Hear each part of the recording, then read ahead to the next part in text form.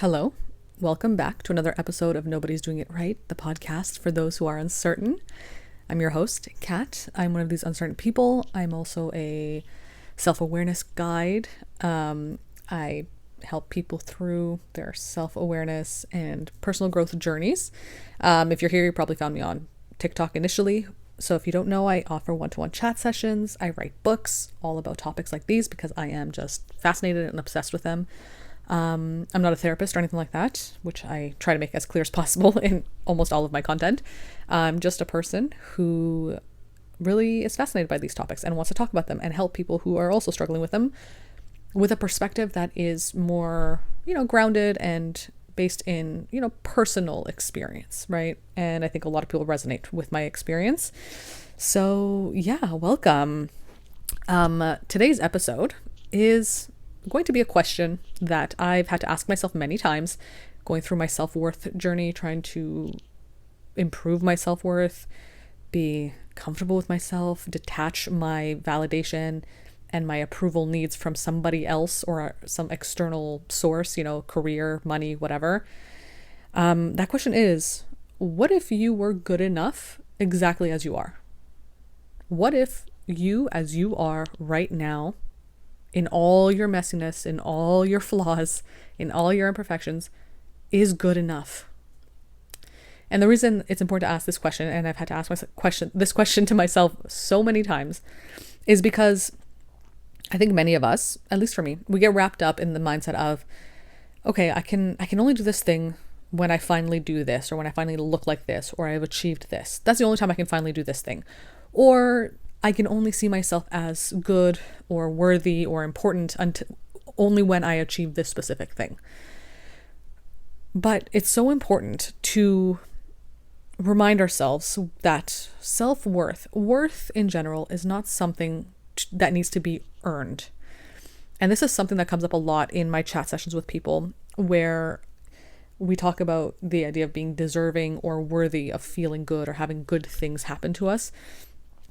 A lot of people believe, and I was one of these people as well, a lot of us believe that we have to earn pleasure. We have to earn having good things happen to us.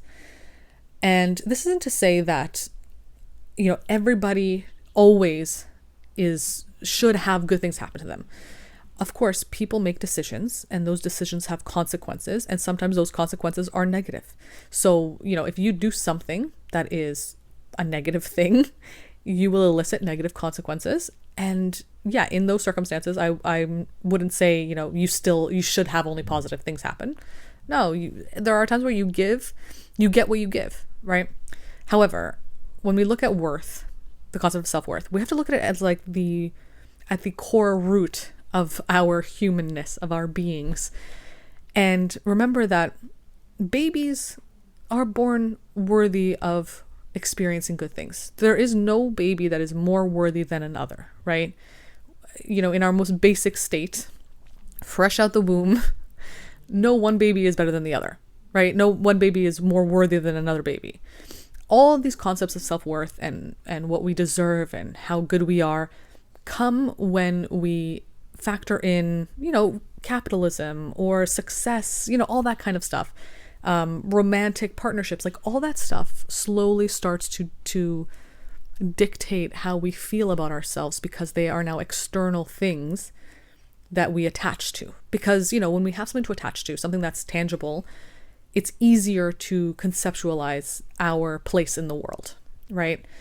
We see these people who like us and we think, okay, so if this person likes me, that means then I must be worthy, right? Rather than having that worth from within and really embodying it, because it's hard to conceptualize when you can't really see it. It's more of just a feeling or an idea. But when you see it, the concept that I'm referencing right now is called transference. It's talked a lot about in the book, The Denial of Death, which I recommend for anyone who's interested in philosophy and all this kind of stuff. They talk about the concept of transference, and we sometimes transfer these feelings that we have that we want to experience for ourselves. We transfer them onto objects. Sometimes they are objects of love, like partners. Sometimes they are objects like, houses, cars, money, whatever. We transfer all that energy, all that approval, validation, love, whatever, to these things.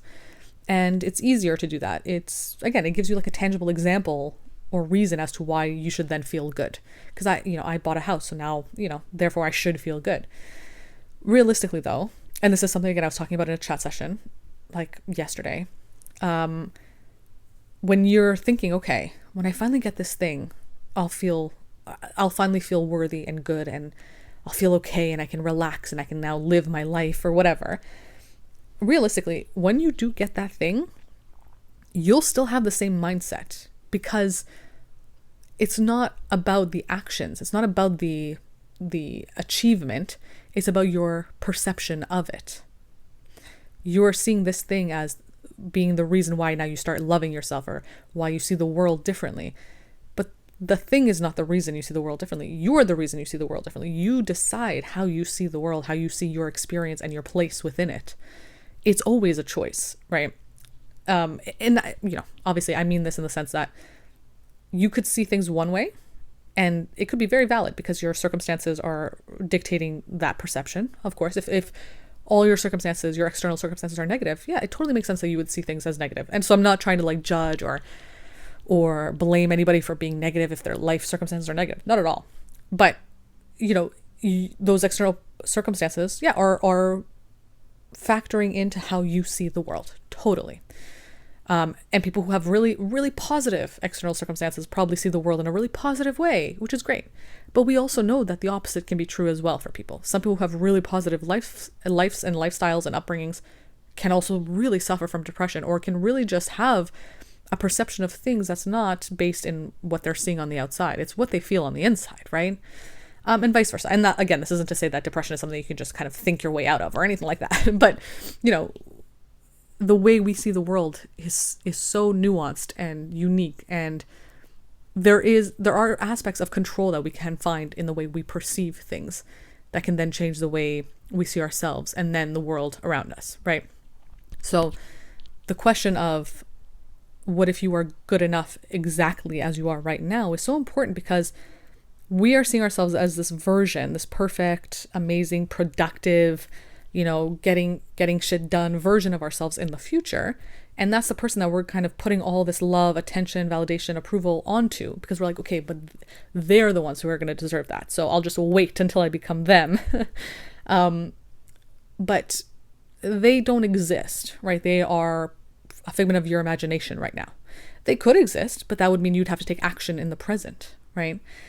But if you are berating your current self, you're hating on yourself because you're not doing these things, or you could be doing them better or whatever, and you only love this future, imagined version of yourself, would you want to show up for somebody who's doing that to you, who's essentially emotionally abusing you? Would you want to show up for that person and want to be doing the things you need to do to get to that version of yourself? Probably not, right? So this concept of what if you're good enough exactly as you are is very much about self-acceptance. It's about recognizing that you are in a place right now, and yeah, things are not perfect. You will never be perfect. Nobody is perfect. And also, you are good enough. You are good enough to try, to experience fun things, to enjoy life. You're good enough for that, exactly as you are. Even though you have all these flaws and imperfections. So keeping that in mind allows you, at least from my own experience, of course, this is all from my own experience, allows you to now look at the world differently. Okay, so if I am good enough exactly as I am right now, and I don't need to achieve these specific things to get to that place that I want to be at, what would I actually do? How would I actually show up? How would I actually live my life and show up every day if I don't have to, lose a certain amount of weight, or before I can do these things, or whatever, like achieve this specific milestone goal in my career or whatever? What would I actually do? Right? And what does it mean then to be productive and active within my life? Right? This could be, if you're, let's use the example of losing weight, because I think that's a common one for many people in this society and culture. If you're always waiting to lose weight to start wearing the clothes you want to wear, and you decide today, you know what? I'm good enough exactly as I am to start doing that stuff. How would you actually dress? Who is that person right now, this good enough, this worthy person right now? What do they look like? What do they wear every day? Now you're tapping into a part of yourself that you might have been holding off from accessing for so long because you're like, no, I can only access this person when I'm worthy or when I'm good enough. But you are right now. So who is that person? It's like getting in touch with yourself by allowing yourself to see who you are presently as fine, like as totally fine as you are. Because again, when it comes to fixing imperfections or changing ourselves, if you're in the headspace of, okay, I will only be good enough when I change this thing, and you're hyper focusing on imperfections that you need to fix, what's going to happen is when you fix that imperfection, another one is going to rear its head. It's like the Hydra from Greek mythology, right? You cut one head off and like two grow back. You're going to find another imperfection. And then you're like, okay, well, I have to fix this before I become worthy. And then you fix that imperfection, and then another one rears its head, and you realize like, oh my God, I'm just full of imperfections. So what does that mean? You're never going to be worthy, right? It's in that moment that you realize like, oh, a lot of what I'm doing and how I'm seeing my worth is just my own perception. I'm focusing on the bad stuff. I'm focusing on these imperfections. And so my life feels imperfect. When in reality, you will always have imperfections, and also you will have positives about you. We all do. We all have negatives, we all have positives. That's the duality of nature, the the balance of life. The yin and the yang both exist. It's just, it depends on what you want to focus on and how you want to see yourself and how you show up every day, right? And yeah, and it's hard because it takes a lot of energy, and it takes a big mindset shift to start showing up a certain way and acting like the person you want to act. And this actually leads me into a sponsor for today's video who sent me a few of their juices. This is Magic Mind, and they offered to send me a few of their juices that kind of are for boosting energy. And if you know me, I talk about it on the podcast all the time. I suffer from insomnia. At least I started, during the pandemic, and anxiety is really high and it made it really hard to sleep. And so I then had to rely on coffee a lot. And I love coffee. It's like just a generally enjoyable experience for me. But, sometimes I have to rely on it a little bit more than I'd like to because I just literally can't wake up. Or I just feel very exhausted. So when Magic Mind reached out to me to offer me some of their like little booster juices, I was like, yeah, of course. Like let me give it a try. And it's been really a really good experience because it's allowed me to limit the amount of coffee I drink. Like I'll have one coffee in the morning, and then instead of having another one like right after, when I actually want to start like doing the work and like showing up every day as I have to, being a content creator and working with clients and all that stuff, instead of having another coffee first, like in the morning, I have a little like juice, and it actually like gives me that like necessary boost before lunch to get that like, to get that main stuff done that I know I need to do. And it's actually like really delicious, which I was really pleasantly surprised about, because when you see a little green juice bottle, you think, oh, okay, it probably tastes like something earthy. No, but it's actually really sweet. It has like kind of a citrusy flavor to it. And I think the boosting is the matcha that's in it. Now, I'm not like, usually I'm not a fan of matcha alone, but it being mixed in this drink actually like is delicious. It tastes really good. So I really enjoy it. So they offered to send it to me. Really enjoying it so far. Actually felt benefits like within, I want to say 3 days, but I kind of do it every day now that I have like a box full of them. They're really helpful. Like I every time I go, I have my morning coffee after my breakfast, and then I sit down on my desk and I'm like, let me have a juice because it'll give me a nice boost. I'll answer my emails, I'll create a bit of content, and then, I can do my lunch, have my client calls, all that stuff. And, and then have like my afternoon coffee, which I usually have as well. But yeah, for the morning and like that afternoon kind of push that I need to get through, it works great. So, if anybody else is interested, if you want to cut down on some caffeine throughout the day and, but still have like that little boost that you need, Magic Mind has given me a code to share with people. So you can visit www.magicmind.co/nobodyis, like the first part of my podcast, nobody is, and then use code nobodyis20 within the next 10 days to get 40% off the subscription, or you can get 20% off a one-time purchase. So if you're interested, give it a try. I love a good juice, and usually I'm the kind of person where it's like if I drink something, it has to have a purpose behind it, right? I don't just drink things because I just want to drink them. So it's either water, coffee, or like a juice like this, because I know it's like, oh, it'll give me some sort of benefit and it tastes good at the same time. So yeah, if you're like that too, you need a little boost. Maybe you struggle with like some sleep as well. Feel free to grab a subscription or grab a few drinks, see how you like it. Yeah, I've been enjoying it so far. So yeah, and it's been helping me again show up every day as the person I want to be, that I know I need to be for my own benefit, but not because I need to see myself as worthy, because I already feel worthy. Otherwise, I wouldn't be showing up. And that's like the catch-22 of all of this, of being good enough exactly as you are.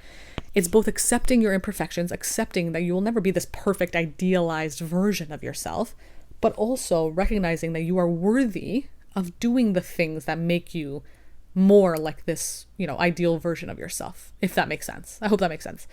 Because if you have low self-worth and you beat yourself up for being imperfect, you beat yourself up for doing stupid things and making mistakes and all that stuff, you're not going to be willing to try again, because you're like, well, if I fail, I'm going to punish myself. So I'm just not going to even try. But if you're becoming this accepting person towards yourself, and, you show up every day and you go, you know what?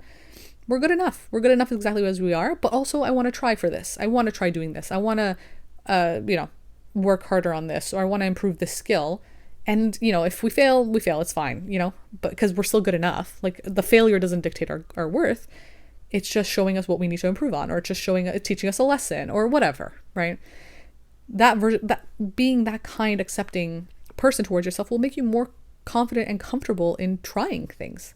It won't make you as scared as you would be if you were only focusing on your flaws, only focusing on your imperfections, and hating yourself every time you did make a mistake, which ironically is going to happen because you're human and humans make mistakes, So yeah, I don't know. If you struggle with this, I would implore you to sit down with a journal, as I do often, and I recommend all the time. Sit down with a journal and ask yourself, what if I was good enough exactly as I am right now? What would I do?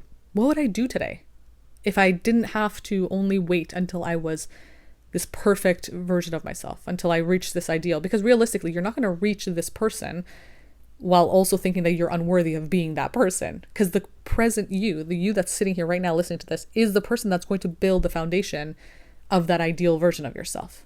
So you need to now believe that you're worthy of it in order to get to it. It's not just going to magically happen. You're not just going to wake up worthy one day.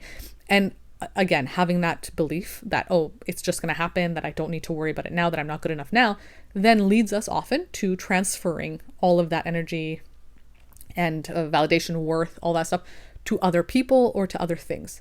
We then think, okay, well, since I obviously can't find this worth within myself, because how dare we think we're worthy?